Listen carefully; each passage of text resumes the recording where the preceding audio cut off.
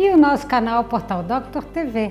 Tenho o prazer de conversar hoje com o Dr. Benedito Domingos Amorim. Ele é neurocirurgião e conversa com a gente hoje a respeito de meningite.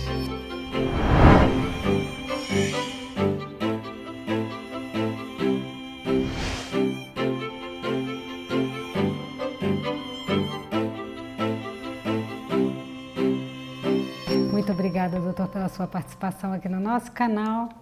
E fala um pouquinho o que é a meningite, doutor. Bem, obrigado, Sheila, pela oportunidade. E hoje eu fui convocado para conversar com vocês, explicar um pouquinho sobre meningite e várias das suas facetas. Meningite, na verdade, é uma infecção, né, do sistema nervoso central, né? Na verdade, especificamente da membrana que envolve o sistema nervoso central, que são as meninges, que são 3 meninges. E quando essas meninges elas sofrem uma agressão por vírus, bactéria ou fungos, causa um processo inflamatório, infeccioso, que é a meningite. Mas, doutor, a meningite, ela é normalmente uma doença infantil? Ela acomete mais as crianças? A meningite ela pode acontecer desde o nascimento, já no canal do parto, pode acometer as crianças, que são comumente afetadas pelas meningites, mas também adultos e idosos. Então, ela é uma doença que acomete toda a faixa etária, desde o nascimento até a velhice. Pode ser viral e bacteriana, seria isso? Ela pode ser viral, bacteriana e também fúngica. Tem alguns tipos de fungos que também podem levar a essa inflamação. O mais conhecido e mais temeroso são as meningites bacterianas, né? Mas tem as meningites virais que são bem comuns, são frequentes também. São as duas mais comuns. A fúngica já é um pouco menos frequente. Recorrente, é Exato. mais difícil de ouvir falar. Doutor, vamos para as causas, né? O que pode causar a meningite? Bem, tem algumas situações, pensando já desde o comecinho, desde lá do canal do parto. Alguns tipos de infecção na mulher, na gestante, então infecções do canal de parto, elas podem acabar durante o trabalho de parto, levando a uma contaminação do bebê. Essa contaminação que se dá pela passagem do canal, por via sanguínea, ingestão de fluidos, aspiração, ela acaba, essas bactérias, elas pegam a corrente sanguínea, vão até o cérebro e levam a infecção. Na criança, já o tipo de contaminação, né, que pode ser viral ou bacteriana, ela normalmente ocorre na fase escolar, que é o mais comum. Em períodos de inverno, onde você tem uma aglomeração um pouco maior, você tem uma proximidade maior entre as crianças, isso por via aérea, elas gotículas de água que a gente elimina quando está falando, e isso pode carregar essas partículas, vírus e bactérias, e indo para atingir outras pessoas. Isso a gente falou de crianças, mas o mecanismo é o mesmo também no adulto. Então, no adulto também a infecção, a transmissão ela se dá por conta das vias aéreas, das gotículas. Bom, doutor, hoje a gente vê que a meningite é uma doença que tem controle, que tem vacina, é isso mesmo? Exatamente. Uma parte das meningites bacterianas, hoje em dia a gente consegue uma prevenção através de vacinas. Então, as meningites meningocócicas, elas têm hoje no calendário de vacinação, né, uma forma de prevenção.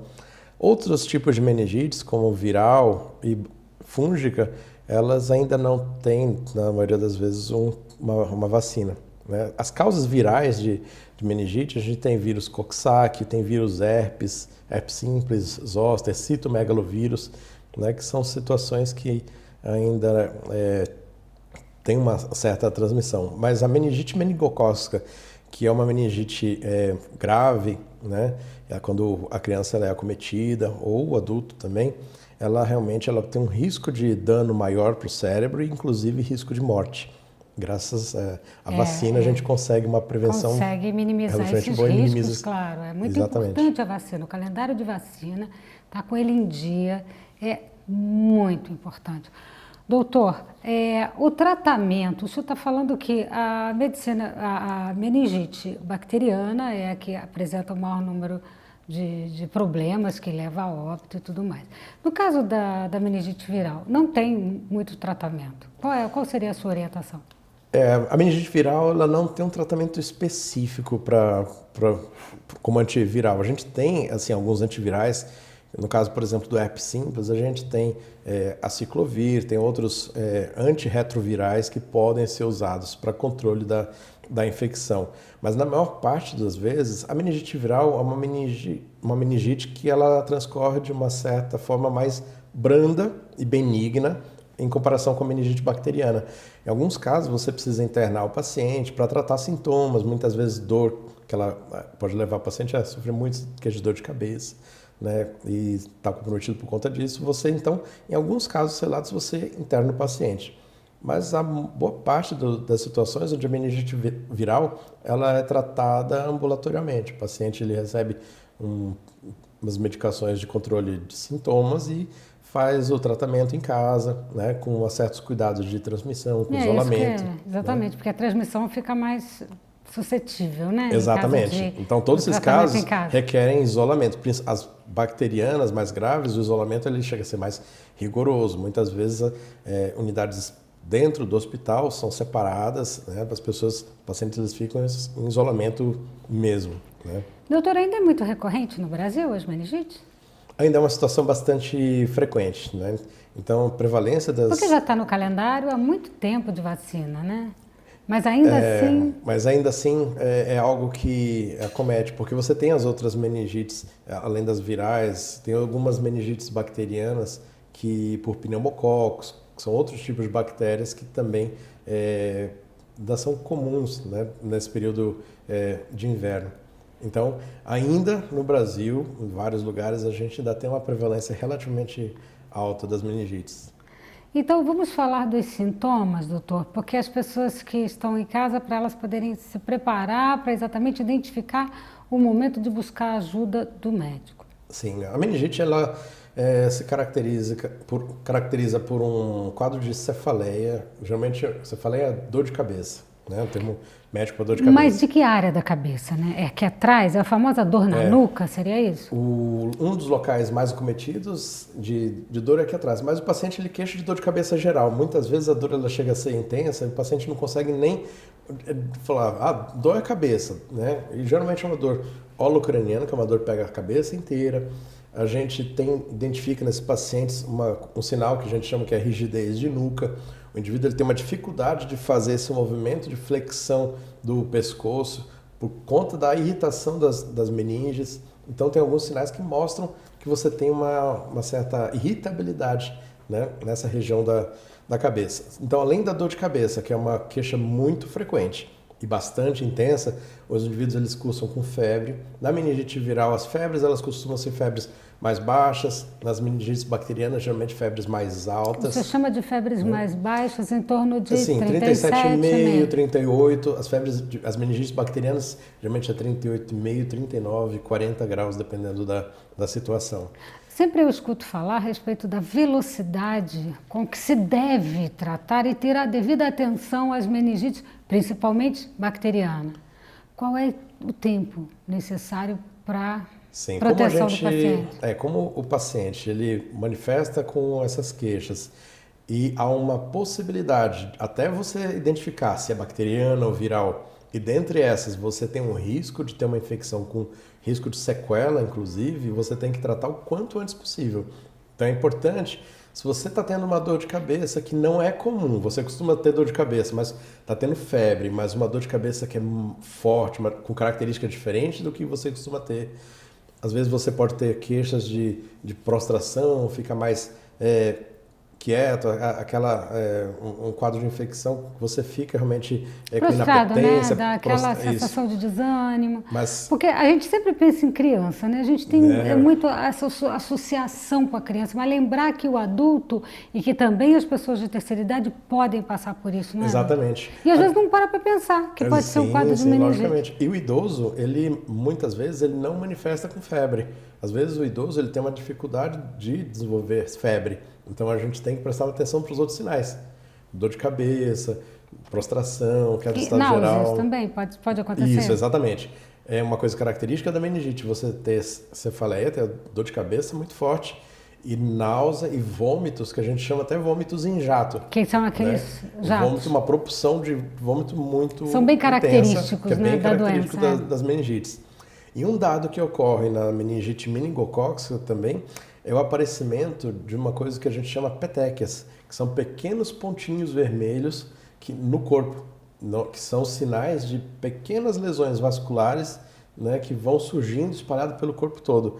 Isso é um sinal, muitas vezes, onde a bactéria ela está infectando e se manifestando também no corpo, na parte vascular, né? Periférica, que é o que ocorre nas meningites de forma mais grave. Então, o aparecimento dessas pintinhas, desse quadro que lembra alguma situação viral, pode acontecer de uma dúvida, principalmente com relação às crianças, e de não haver a pressa necessária ao atendimento médico para identificação. Isso é importante, né, doutor? O tempo é muito importante para o diagnóstico. Exatamente. Havendo qualquer suspeita, já procurar o serviço, o hospital, um médico para avaliação. E às vezes o diagnóstico ele chega a ser um pouco mais difícil realmente de você separar dessas outras doenças, fazer um diagnóstico diferencial adequado. Aí você tem que partir para exames específicos.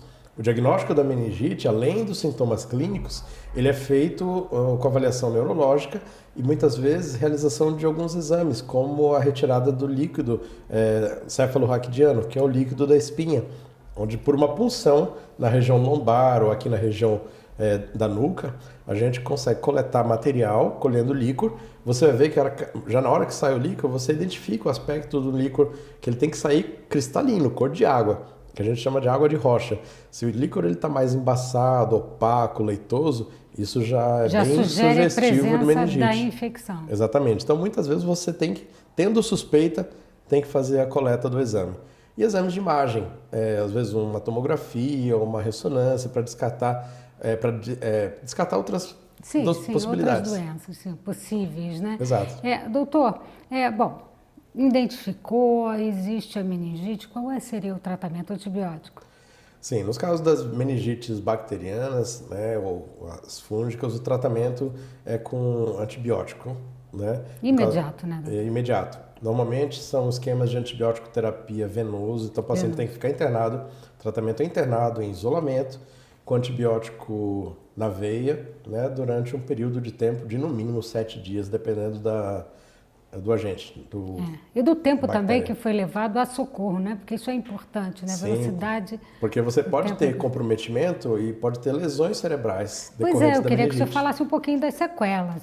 Sim, você pode ter sequelas onde a inflamação no cérebro, ela leva a alterações, podendo ter comprometimento até vascular, lesões que podem manifestar com déficits, né, fraquezas musculares, alteração de cognitivo, o paciente pode ficar confuso, desorientado. Quer dizer, mesmo depois de curado. Curou a meningite, a bactéria não existe mais, ficou a sequela que pode passar por um tempo ou existe a sequela permanente? Tem as sequelas, tem as repercussões temporárias e as permanentes. As permanentes podem ir desde alteração de sensibilidade até perda de força, perda de movimento de um braço, da perna, alteração da visão, perda de campo visual, ou situações onde você pode levar até uma hidrocefalia, que a gente chama no termo médico, onde você tem uma alteração, uma obstrução da circulação desse líquido que o cérebro nosso produz, onde ele vai acumular e precisa muitas vezes fazer uma drenagem cirúrgica, a colocação de um sistema de válvula para poder controlar esse excesso de líquido. Isso em termos de sequelas a médio e longo prazo que pode acontecer. Então é isso, gente, muita atenção aos sintomas, né? Tá sentindo dor de cabeça, no caso dos idosos às vezes não, mas a nuca está diferente, está vomitando, vômitos em jato, muita atenção, vai logo para o médico, esse tipo de coisa tem que ter velocidade para a correção do problema, para não ficar as sequelas, tá certo? É isso, doutor, muito obrigada pela sua participação aqui no nosso canal. Eu que agradeço. Sabe, eu penso sempre como é importante a gente levar informação para as pessoas, né, que precisam entender de todos esses passos, né, necessários para a sua saúde, né, doutor? Exatamente, o conhecimento dessas situações, o saber quando reagir, quando procurar ajuda, né? Isso é extremamente fundamental para que você tenha sucesso no diagnóstico, no tratamento e principalmente na qualidade de vida, porque uma sequela pode acabar repercutindo para o resto da vida da pessoa. Resto da vida, então, se você consegue fazer isso rapidamente, diminui a chance de você ter um comprometimento que vai levar você para o resto da vida. E é isso, gente. Conversando com o Dr. Benedito Amorim a respeito de meningite e aprendendo muito sobre esse assunto. Você já sabe, clica aí, deixa o seu like, se inscreve no canal, porque a gente quer continuar mostrando sempre para vocês os nossos vídeos de conhecimento, aqui no seu canal de saúde, Portal Doctor TV.